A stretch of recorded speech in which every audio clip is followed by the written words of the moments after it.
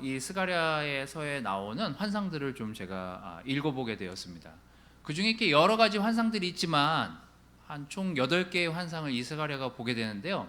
그걸 챕터별로 제가 할까 하다가 일단은 제가 제일 마음에 와닿았던, 또 제가 읽으면서 제일 격려가 됐던 그 환상 하나를 여러분들과 좀 나누려고 오늘은 그 내용을 좀 가지고 왔습니다. 먼저 우리가 환상을 보기 전에 환상을 깨는 사진을 하나 보여드리도록 하겠습니다. 저희가 이제 상반기를 결산하면서 우리 각 지역을 담당하고 있는 목사님들하고 지난 목요일 날 또 그 목회자들이랑 담당자들이랑 같이 상반기에 어땠는지, 마음이 어땠는지를 나누다가 제가 이렇게 얼굴만 봐도 마음을 알 수 있을 것 같아가지고 사진을 제가 캡처를 받았습니다. 한번 보시죠. 우리 베이노 목사님이나 김호 목사님은 김호 목사님 또 장례식이었어요. 그래서 가는 도중에 이제 참여를 해서 화면에 안 잡혔고, 베이노 목사님은 그냥 화면을 껐어요. 그 어디 지금 밖에서 이렇게 접속하고 있다고 화면을 껐고, 이제 나머지 분들 사진을 이제 찍어봤습니다. 보시기에 이렇게 격려되는 얼굴 아니지 않습니까? 왜냐면 저때 이렇게 각각 야 너무 힘들지 않았냐? 너무 괴롭지 않았냐? 너무 이 코로나가 길어지다 보니까 좀 교회에서 어떻게 대응해야 될지에 대한 참 많은 이렇게 고민들과 생각들을 하고 있는 이야기들을 하다가 문득 이 화면을 보면서 모두가 이러고 있구나라는 생각이 들어서 제가 이 사진을 좀 담게 됐습니다. 여러분들한테 격려가 될지 안 될지는 모르겠지만 어쨌거나 많은 사람들이 똑같은 생각과 똑같은 고민과 똑같은 많은 이렇게 갈등 가운데, 고민 가운데 지난 몇 개월의 시간을 지나온 게 아닌가라는 생각이 들었습니다. 도대체 하나님은 왜 이 스가랴를 통해서 또 많은 그 선지자들을 통해서 하나님 환상을 보여주셨을까를 생각해 봤는데, 제가 많은 환상들을 많은 선지자들이 봤지만 왜 이 스가랴 선지자가 본 환상이 저에게 도움이 됐는지를 보기 위해서 제가 연대표를 좀 가져갔는데요. 여러분들이 지금 화면으로 보시기에는 굉장히 좀 글씨가 작아서 나중에 제가 이 연대표도 또 올려드릴 테니까 한번 보십시오. 제가 그 연대표 인터넷에서 찾아본 것 중에는 제일 그래도 그림이랑 이게 좀 잘 맞아 떨어지는 이미지여가지고 제가 캡처를 받아 왔는데, 거기 보면 지금 이제 요쯤이거든요. 요쯤에서 요쯤. 거기 보면 예루살렘이 이제 멸망해서 포로로 끌려가고 70년 포로 생활을 하고 이제 돌아오는 그 시기가 이제 요 칸막이서부터 여기까지입니다. 이제 이 두 칸막이의 시간 동안 그 수룹바벨이라는 유대인 총독을 중심으로 5만 명이 먼저 1차로 귀환을 해요. 그리고 그 뒤에 2차, 3차, 나중에 느헤미야까지 와서 여기에 있는 사람들을 독려해서 성벽을 쌓을 때까지 총 3번에 걸쳐서 이스라엘 백성들이 포로 생활을 끝내고 자기 본향으로 돌아갈 사람들은 돌아가라 라고 했을 때, 본향으로 돌아온 사람들이 돌아와서 무너진 그 예루살렘, 그 솔로몬이 쌓았던 그 예루살렘 성전을, 무너진 그 성전을 보면서 슬퍼하면서 다시 재건하는 과정을 그린 그 시기가 바로 시기가 이제 여기서 여기까지 넘어가는 시기라고 보시면 되겠습니다. 저기에 보시면 이제 어떤 시대에 누가 같이 선지자로 있었는지를 좀 쉽게 화면을 좀 보면서 알 수 있어요. 그 파란색으로 쓰여져 있는데요, 학개 스가랴가 같은 동시대에 하나님의 말씀을 전했던 선지자입니다. 그리고 에스라, 느헤미야, 말라키, 여기 나와 있는, 느헤미야는 선지자는 아니죠. 하지만 하나님이 선택해서 이스라엘 백성들이 성벽을 쌓도록 술 따르는 관원이었음에도 불구하고 이스라엘 백성들과 그 일을 지속하게끔 보낸 사람이고, 그 동시대의 사람임을 기억하면서 여러분들이 이들이 한 일들을 같이 이렇게 일목요연하게 보시면 도움이 많이 될 겁니다. 하여튼 제가 이 설명을 한 이유는 이 구절들을 보면서 여러분들이 이런 환상들이 이런 내용들을 통해서 백성들한테 전달이 됐겠구나 정도를 보시면서 우리가 이렇게 어떤 마음에 하나님이 주시는 환상과 꿈과 그런 미래를 보면서 살아야 되는지를 나누려고 오늘 이 말씀을 같이 가지고 왔습니다. 함께 1절에서 10절까지 이 다섯 번째 환상을 보게 될 텐데요.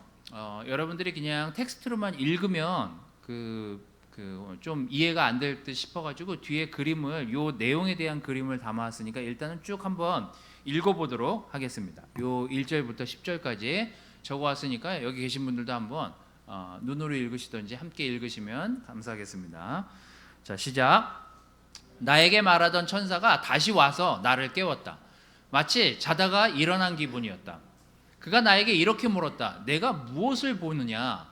내가 보니 순금 등대가 있고 그 꼭대기에는 주발 하나가 있으며 또 그 등대에는 7 등잔이 있고 등대 꼭대기에서 7개의 관이 각 등잔으로 연결되어 있으며 그 등대 곁에는 2 감람나무가 있는데 하나는 주발 오른편에 그리고 하나는 그 왼편에 있습니다. 그런데 주여, 이것이 무엇입니까? 이것들이 무엇인지 내가 모르느냐? 네, 주여, 모르겠습니다. 여호와께서는 스룹바벨에게 힘으로도 되지 않고 능력으로도 되지 않으며 오직 내 영으로 된다 하고 말씀하신다.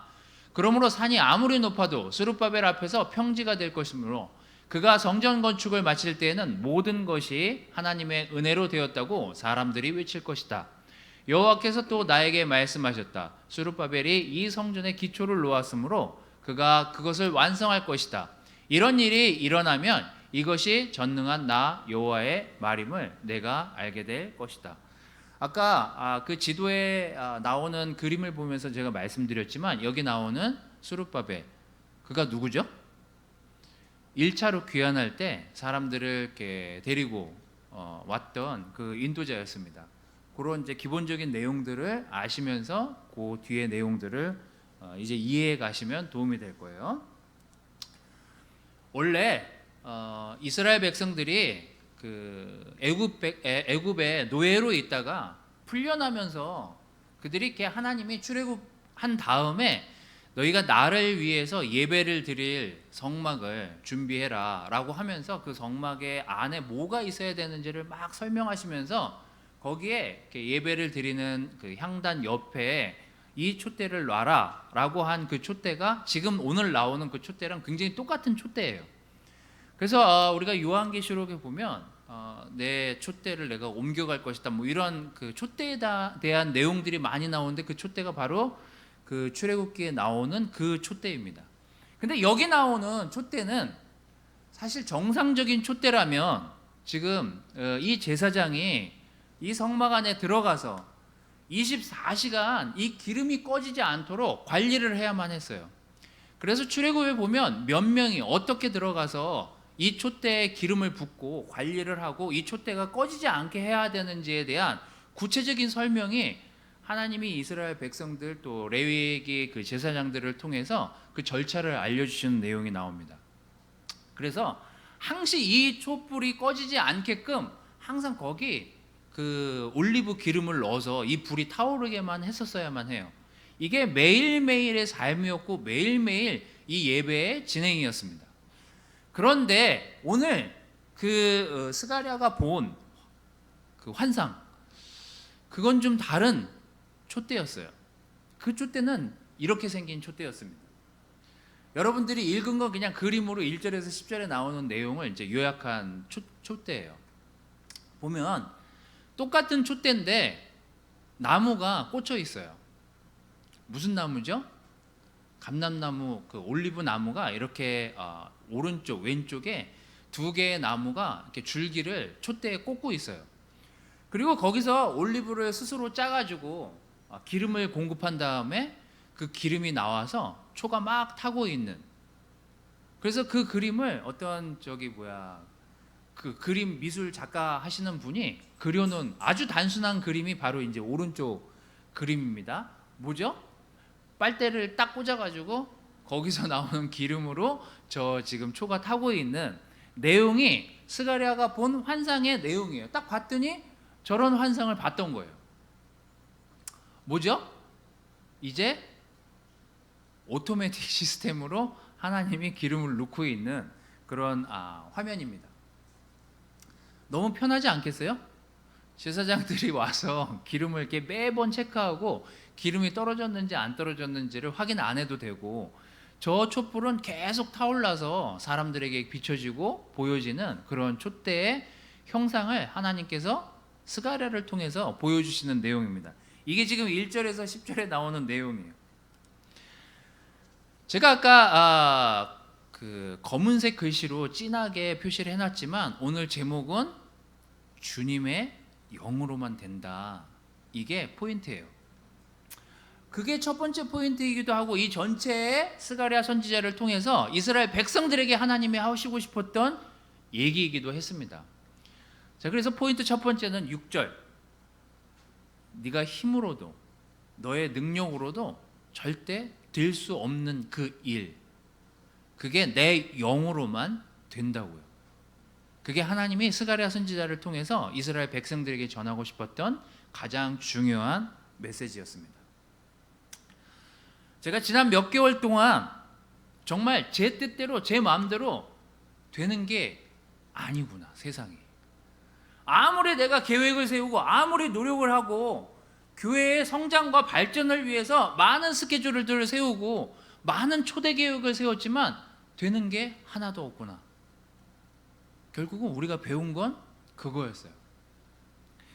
예수님도 하도 그 로마의 지배하에 있으면서 이스라엘 백성들이 한탄과 그 이스라엘 백성들의 고통과 그런 고뇌들을 들으시면서 그들이 너무나 번잡한 생각 가운데 이 로마의 지배하에 있을 때 예수님이 그들에게 안정감을 주시면서 하신 말씀 또한 그와 유사한 말씀입니다. 나는 까마귀를 생각해봐라. 까마귀가 씨를 뿌리거나 거두지도 않고 곳간이나 창고도 없이 살고 있다고. 그런데 하나님께서 그 까마귀를 기르시지 않느니 너희는 새보다 더 귀한 존재다. 너희 중에 누가 걱정한다고 해서 자기 키를 한 치라도 더 늘릴 수 있고 이처럼 사소한 일도 못하면서 왜 다른 일까지 걱정하느냐라는 게 예수님이 이스라엘 백성들에게 또한 하신 이야기이기도 했습니다. 여러분, 지난 벌써 6월 말이니까요. 이게 마지막 6월 말이니까 2020년에 상반기가 끝났습니다. 시간이 왜 이렇게 빨리 지나갔지? 나는 상반기에 뭘 했지? 우리가 뭘 한 거지?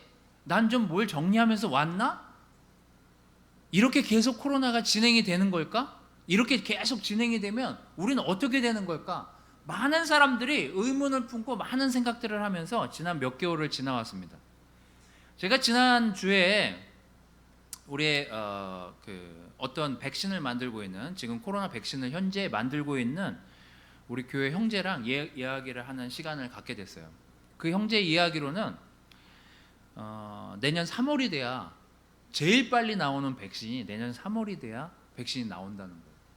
근데 이미 백신이 나온다 하더라도 이미 이 코로나 바이러스가 수만 개의 변형을 할 수 있기 때문에 그 백신이 시료가 있을지도 만드는 과학자로서, 의학자로서, 만약 그런 걸 연구하는 사람으로서 의문이다. 그걸 들으니까 사실 더 다운이 됐어요. 사실 제 개인적으로 그 얘기를 들으면서는. 근데 우리가 우리의 계획대로, 우리의 뜻대로 삶을 돌아보자고요. 우리의 계획대로 된 게 얼마나 있으며 우리의 뜻대로 된 게 얼마나 있냐고요. 결국은 우리의 아무리 센 능력을 갖고 아무리 센 힘을 가지고 있어도 결국 되게 하는 건 하나님이라는 사실을 기초로 놓아야만 우리가 그 다음에 우리가 하고 있는 일들에 대한 믿음을 가지고 일을 할 수 있게 된다는 거죠.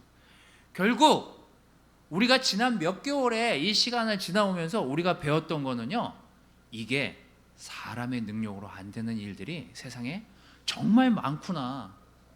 내가 하나님의 능력을 구하고 하나님의 영을 의지하는 것이 내가 해야 될 일이구나 라는 정리가 되어야만 우리가 다음에 오는 이 다음 2020년 하반기를 정말 당신의 영이 나를 인도하게 해달라는 그 말로 시작해야 되는 7월이 돼야 되지 않나 라는 생각이 들었습니다. 여러분, 우리 능력으로, 우리 힘으로 되는 것이 아니라요, 태초부터 지금까지 하나님의 영이 이 세계를 주관하고 인도했던 것처럼 앞으로도 하나님의 영이 우리를 인도하실 거고 우리의 다음 세대를 인도해 주실 것이라는 그 기초가 우리에게 있어야만 우리가 지금의 이 시간들을 정말 지혜롭고 영적으로 극복해 나갈 수 있다라는 생각이 들었습니다. 여러분, 오직 하나님의 영으로만 움직일 수 있습니다. 자, 두 번째는, 그러면서 하나님이 스가랴 선지자에게 이렇게 얘기하십니다. 산이 아무리 높아도 스룹바벨 앞에서 평지가 될 거라고요. 그가 성전 건축을 마칠 때에는 모든 것이 하나님의 은혜로 되었다라고 외칠 것이다. 이게 스가랴 선지자에게 하나님이 하신 말씀입니다. 여러분, 다시 이 그림을 보십시오. 노심초사 출애굽기에 보면 이 등잔, 기름불이 떨어지지, 불이 꺼지지 않기 위해서 노심초사 많은 제사장들이 번갈아 가면서 순번을 이렇게 줘서 이 등잔에 기름을 채워 넣는 그 일을 지속해야만 했습니다. 만약에 여러분들이 제사장이고 여러분들이 삶에서 누군가 하나님이 이 일을 지속해야 된다라고 했을 때 그 일을 한다면 여러분도 똑같이 그 등잔을 꺼트리지 않기 위해서 여러 가지 노력과 신경을 쓰면서 그 일을 계속했겠죠. 근데 하나님이 오늘 스가랴 선지자한테 너희가 본 그 폐허, 너희가 지금 지으려고 하는 그 성전, 그것이 내가 그 성전을 솔로몬을 통해서 세웠던 것처럼 앞으로도 성전을 세우려고 맘만 먹고 내가 무언가 다시 이루려고 하면 누굴 통해서든 그 일을 할 수 있다. 나무를 빨대를 꼽아서라도 내가 그 기름을 자동으로 채워놓을 수 있는 정도의 능력이 나에게 있다. 너희가 쌓아야 될 것은 성전이 아니라 믿음의 기초가 쌓여야만 다음에 쌓여지는 성전, 눈에 보이든 보이지 않든 그 성전이 너희들에게 그때서야 의미가 있을 거라는 게 이 스가랴 선지자에게 하나님이 보여주신 환상이었습니다.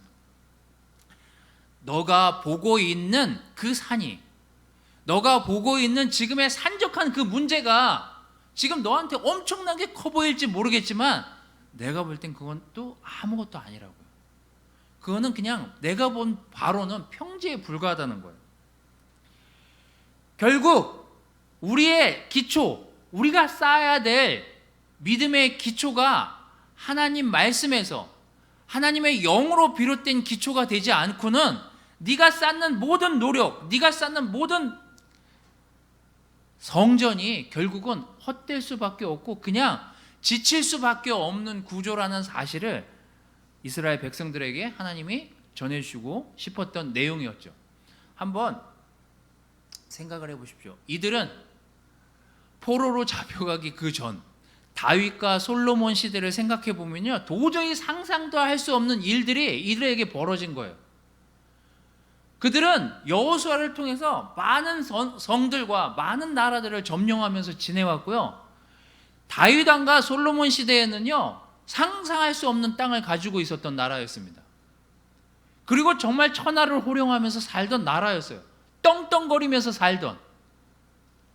근데 그들이 정말 긴 시간을 포로로 잡혀갔다가요, 잡혀오면서 돌아와서 봤더니 뭐예요?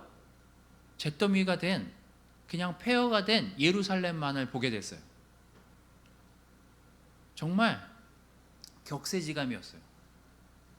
야, 그 금붙이가 있던 성전을 보면서 우리가 영광을 보고 있었던 그 시절이 있었는데 어떻게 이 성전이 이렇게 됐을까?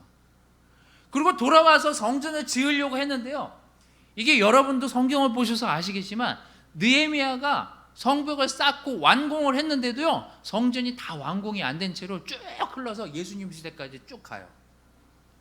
왜 그랬을까? 이제 한 마음으로 마음을 모으는 것조차도 힘든 사람들이 거기 모여 있었어요. 그들이 돌아와서요, 16년, 20년 동안, 어떤 학자는 20년이라고 하고 어떤 학자는 16년이라고 하는데 16년, 20년 동안 기초도 못 놓고요, 공사도 못하고 그렇게 허허벌판 잿더미로 변한 그 성을 그냥 바라보고 있었어요. 뭐 때문에? 믿음이 없었기 때문에요. 성을 쌓을 생각조차 하지도 못했던 거예요. 저는 요즘 제가 굉장히 즐겨보는 프로 중에 삼시세끼라는 프로그램이 있습니다. 전 개인적으로 그런 프로그램들을 좋아하는데 굉장히 단순한 작업 같지만 그 사람들이 하는 일을 보면 우리가 평상시에 되뇌이는 말들을 그들이 하는 모습을 볼 수 있어요. 아침을 먹으니 점심을 걱정하고, 점심을 먹으니 저녁거리로 뭘 할까 걱정하고, 먹을 걱정거리를 하잖아요. 거기다가 불을 피우려고 하는데 비가 오잖아요. 제가 그 불 피우는 과정을 보면서도 저것 또한 우리의 삶이 아닐까라는 생각이 들었던 게, 불을 지피는데 비가 오니까 불이 잘 안 타오르잖아요. 근데 그 나무 장작을 어떻게 또 쌓느냐에 따라서 비가 오건 바람이 불건 그 나무가 어떻게 타오르는지를 아는 노하우들이 생기는 거예요. 그래서 최근에 본 방송에 7년차 삼시세끼를 찍은 이서진이라는 분이 나와서, 자, 이렇게 쌓으면 빽빽히 쌓아도 화력이 상당할 거다라고 하면서 나무 쌓는 모습을 보여주거든요. 뭐냐면 바닥부터 나무를 어떻게 쌓는지가 중요하다는 거예요. 그래서 불이 어떻게 타오르게 되는지를 이렇게 보여주는데, 옆에서 보면서 저도 이제 그런 생각이 든 거예요. 그 TV를 보면서 저 작은 나무 하나로 저 화력을 높이는데도 저 기초를 어떻게 쌓는지를 배우는데, 우리의 삶에 있어서의 삶의 기초가 믿음이 기초가 되지 않고 믿음이 기반이 되지 않는 상태에서 어떤 걸 쌓아 올렸을 때 우리의 영이 잘 타지 않을 수 있구나, 우리의 영이 활활 타오르지 않을 수 있겠구나라는 생각이 제가 그 불타는 모습을 보면서 본 모습입니다. 여러분, 우리의 기초가 믿음이 기초가 되지 않고 우리의 삶에 매일매일의 삶이 예수님이 기초가 되지 않은 상태에서 시작한 여러 가지 것들은요, 여러 가지 잘못된 결과와 실수를 반복하게 만듭니다. 여러분, 믿음의 기초는요, 그래서 중요해요. 우리의 영이 하나님을 기초로, 하나님의 말씀을 기초로 하루를 시작하고 하루를 마감하는 게, 그래서 대수롭지 않고 별거 아닌 것 같지만 나중에 쌓아놨을 때 불이 타는지 불이 꺼지는지를 알 수 있게 돼요. 여러분, 우리의 기초가 예수님으로 하루를 시작하고 마감하는지를 생각해 보십시오. 결국 우리의 믿음의 기초는 예수님의 말씀이 기초가 돼서 시작하고 마감하는 그런 매일매일의 삶이 되어야만 나중에 나무가 빽빽하게 쌓이든 우리의 삶이 좀 시간이 지나더라도 기초가 흔들리지 않는 그런 신앙을 소유하게 될 것입니다. 그때서야 비로소 하나님이 보여주신, 내가 보고 있는 이 문제가 저렇게 큰 산 같은데 하나님이 보여주는 건, 네가 저 산을 보고 있지만 난 저 산도 평지로 만들 수 있을 거라고, 나를 믿고 따라오기만 한다면. 이게 이스라엘 백성들에게 해주시고 싶었던 하나님의 말씀이었습니다. 결국 4장 9절에 이 평지에 대한 얘기를 하면서 결국 이 성전의 기초를 내가 놓았고 내가 이 땅을 인도했고 내가 이 땅을 만들었기 때문에, 결국 이런 일이 인도되어져서 완성이 되는 그 시간에 나를 믿고 지내온 사람들은 자기의 노력이 아니라 내 뜻에 의해서 완성되어졌다라는 것들을 알게 될 거라고. 그게 이 스가랴 선지자를 통한 하나님의 전달 내용이었습니다. 결국 우리의 믿음의 기초가 잘 쌓여지고 있는지 확인해 보는 일이, 우리가 2020년 이 상반기를 보면서 생각해 보면서 다시금 우리의 마음을, 우리의 기초를 다지는 그런 시간이 이 6월 마지막 예배에 여러분의 마음과 저의 마음이었으면 좋겠습니다. 마지막 세 번째는요, 작은 변화, 작은 기초, 작은 걸 쌓더라도 그거에 대해서 그 작은 것에라도 감사하는 마음을 가지라는 게 이 나머지 내용의 결론입니다. 자, 4장 10절에 이렇게 이야기하고 있습니다. 보잘것없는 일이라고 멸시하는 사람이 누구냐? 멸시하는 자가 그 7 등잔, 불타오르는 그 등잔은 온 세상을 살피는 나 여호와의 눈이다. 수르바벨의 손에 다림줄이 있는 것을 보면 사람들이 기뻐할 것이다. 이게 마지막 내용입니다. 다시 그림을 좀 보도록 하겠습니다. 자, 제가 막 성전을 저런 거 막 찾다가 도저히 그림을 찾을 수가 없어서 많은 검색을 했는데요. 도대체 제일 눈으로 확연하게 생각할 수 있는 사진이 저거밖에 없어갖고 이미지가 저걸로 지금 가져왔습니다. 자, 왼쪽에 보시는 게 다림줄, 저 손에 들고 있는 게 다림줄입니다. 이 수직, 이게 좀 기울어지지 않았나, 아니면 제대로 그 땅과 이 지면에서 이 건물이 세워져 있는지 없는지를 이렇게 재는 게 다림줄이에요. 성경에서는 제가 지금 밑에 써온 거는 이 다림줄 하나님이 그 이스라엘 백성들의 죄를 내가 다림줄로 놓고 재겠다라는 내용으로 이제 몇 군데가 나오는데, 그 중에 이제 두 군데가 아모스서에서 나오는데, NIV 성경의 아모스를 보면 내가 다시 보라고, 내가 그 다림줄로 플럼 라인이 그 다림줄이에요. Among my people Israel, 내가 이스라엘의 안에서 다시 내가 너희들을 세팅하고 너희들에게 더 이상 시간을 주지 않고 공간을 주지 않은 상태에서 내가 너희들을 다시 한번 재보겠다라는 내용으로 아모스서에 이렇게 나오는 내용을 제가 옮겨다 놨습니다. 여러분 한번 그냥 여러분들이 객관적으로 너무나 고생을 정말 고생 이런 고생 내가 평생 해볼까, 그 고생을 하고 막 거지가 된 상태에서 자기 나라로 돌아왔는데요, 자기가 옛날에 봤던 집이 있어요. 그게 왼쪽 집이에요. 근데 지금 와서 보니 집을 지으려고 하니까 재료도 없고 도구도 없고, 끼껏해야 저 봐야 그냥 상상해 보건대 오른쪽 건물 정도가 지을 수 있는 거예요. 왼쪽은 예루살렘 예전 솔로몬이 지었던 그 띠마다 금띠를 두르고, 그 앞에 문마다 금을 두르고, 의자마다 금색을 입히고 금을 입히고 도금을 입혔던 그 옛날의 그 성전을 기억하다가 이 사람들이 성전을 지으려고 하니 이제 금 붙이는 찾아보기도 힘들고, 이제 흙벽돌로 건물 하나 짓기 힘든 상황에 자기네들이 놓여있는 자신들을 보면서 좀 우스웠던 것 같아요. 그리고 성전을 짓자고 학계랑 스가랴랑 막 얘기를 하고 독려를 했는데요, 사실은 비우는 사람이 더 많았어요.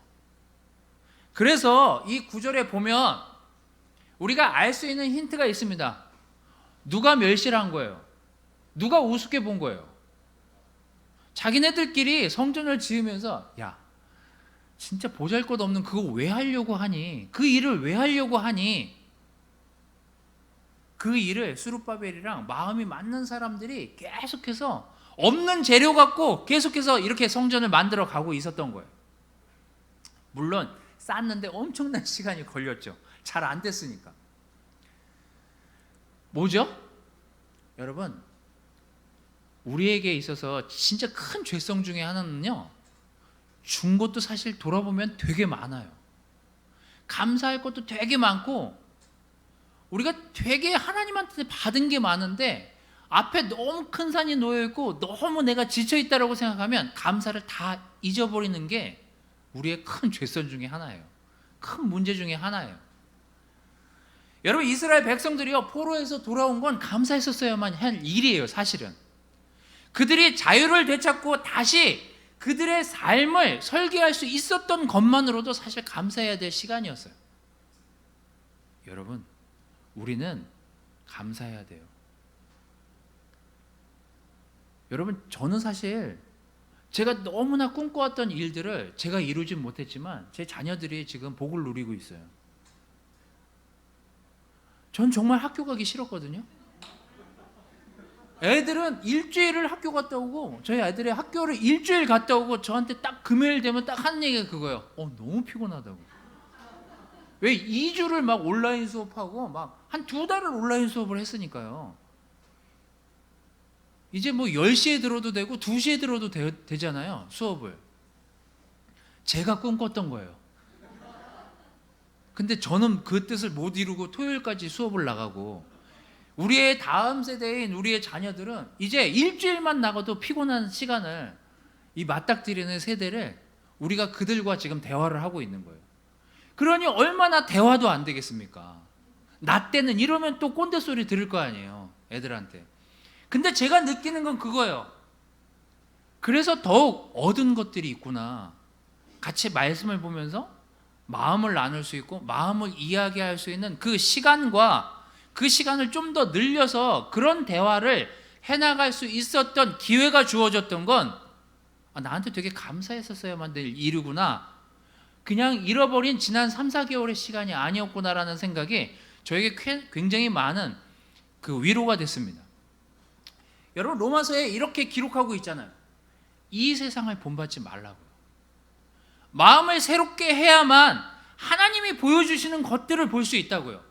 그래서 하나님이 선하시고 기뻐하시고 완전하신 뜻이 무엇인지 그때서야 눈을 확 뜬 상태로 볼 수 있게 될 거라고요. 그래서 우리가 똑같은 눈으로 하나님을 믿지 않는 그런 똑같은 세상 사람들과의 똑같은 태도로 세상의 상황들을 보잖아요. 그럼 불안해요.